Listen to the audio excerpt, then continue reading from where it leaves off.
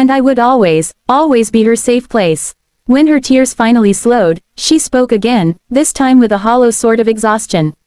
She told me how they'd been saving for a house, working extra hours, putting every spare rupee into their shared account. She had trusted him so completely that she never imagined he would betray her in this way. She kept asking what she had done wrong, what signs she had missed. I listened to every word, but inside, anger burned hotter. This wasn't her fault. It was his cowardice, his selfishness, his cruelty. I told her to stay here as long as she needed. My home was hers, it always had been. She nodded, but her eyes still held devastation, like she was floating in the wreckage of her life and couldn't find her footing. I made her some warm tea and sat beside her, letting the silence settle around us, not heavy, but steady. Comforting. Sometimes quiet is the only thing fragile hearts can bear. As she slowly drifted to sleep on the couch, curled beneath the blanket, I watched her and felt an ache so deep it brought tears to my own eyes. A mother never stops protecting her child. Even when that child is grown, even when the world wounds them in ways you can't fix, you still want to gather all their pain and carry it for them.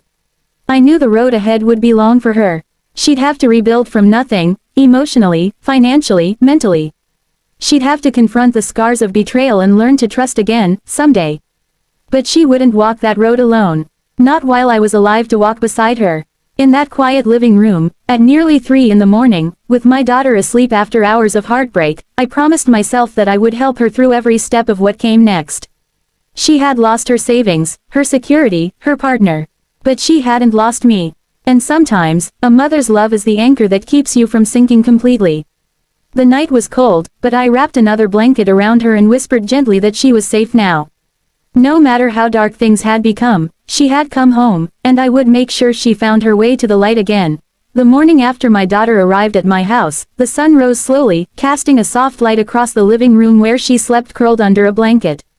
Her face was swollen from crying, her breathing uneven, as though even sleep could not fully separate her from the pain she had endured. I sat quietly at the dining table, a cup of tea cooling beside me, and tried to piece together how everything had fallen apart so quickly. The betrayal she had described felt almost unreal, like something ripped from a cruel drama rather than the life of my gentle, trusting daughter. But reality often hits harder than fiction. When she finally stirred awake, there was confusion in her eyes, as though for a moment she had forgotten where she was. Then it all came back to her. The empty bank account, the missing suitcase, the message from her friend, the image of her husband walking through the airport with another woman. Her shoulders slumped, and she covered her face with her hands. I didn't rush to her. I waited for her to breathe, to settle, to gather the broken pieces of herself enough to sit upright.